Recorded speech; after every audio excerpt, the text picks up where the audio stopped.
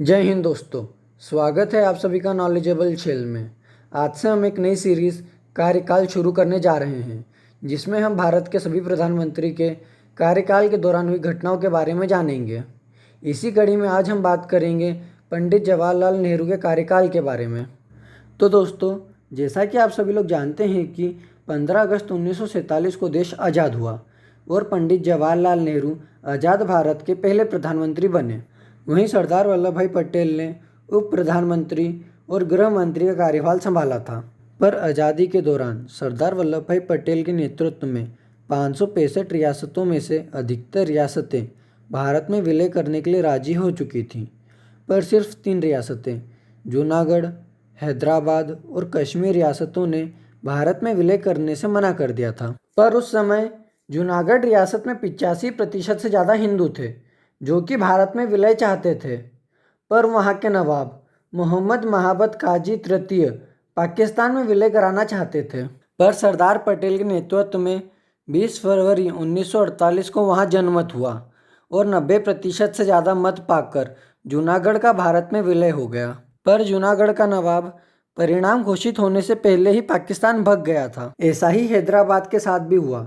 उस समय वहाँ की जनसंख्या में हिंदू बहुल्य थे, पर वहाँ के निजाम भारत में विलय न करके एक स्वतंत्र राज्य का दर्जा चाहते थे। पर सरदार पटेल ने सैन्य कार्रवाई करते हुए 17 सितंबर 1948 को वहाँ सेना भेज दी और हैदराबाद के निजाम को भारत में विलय कराने के लिए मजबूर कर दिया।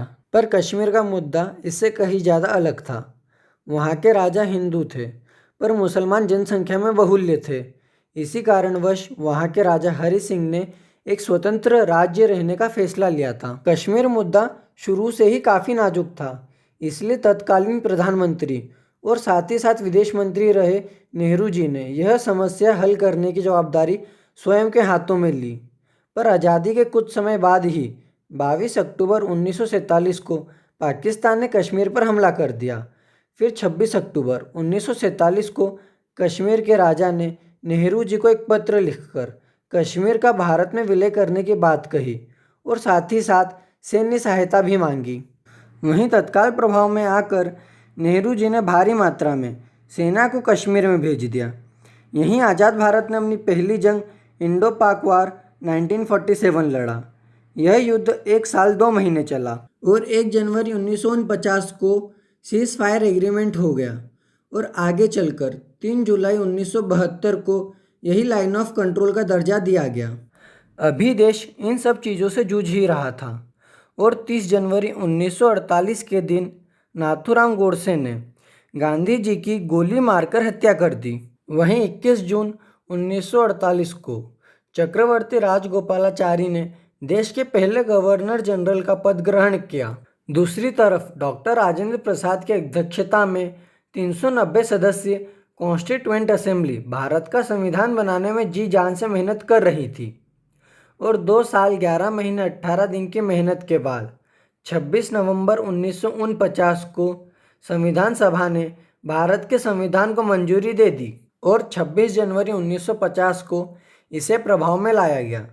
संविधान बनाने में कुल 64 लाख भारतीय रुपयों का खर्च आया था और 26 जनवरी 1950 को सुप्रीम कोर्ट की स्थापना हुई और 28 जनवरी के दिन भारत के पहले चीफ जस्टिस ऑफ इंडिया के रूप में H.J. कानिया ने अपना पद संभाला था। और इसी साल 15 दिसंबर 1950 को भारत ने अपने पहले उप प्रधानमंत्री और गृह मंत्री सरदार वल्लभ भाई पटेल को खो दिया था। उनकी मृत्यु दिल का दौरा पड़ने से हुई थी और इसी के अगले साल 1951 में देश के सबसे बड़े शिक्षण संस्था IIT खड़गपुर की स्थापना हुई थी। आज की वीडियो में सिर्फ इतना ही। अब हम अगली वीडियो में नेहरू जी की 5 वर्षीय योजना, भारत के पहले आम चुनाव और नेहरू जी के सेकेंड टर्म की बात करेंगे। अगर आपको यह वीडियो पसंद आई हो तो लाइक शेयर ज़रूर करें और ऐसे ही एजुकेशनल वीडियो के लिए प्लीज़ सब्सक्राइब करें हमारे चैनल नॉलेजेबल छेल को। जय श्री महाकाल।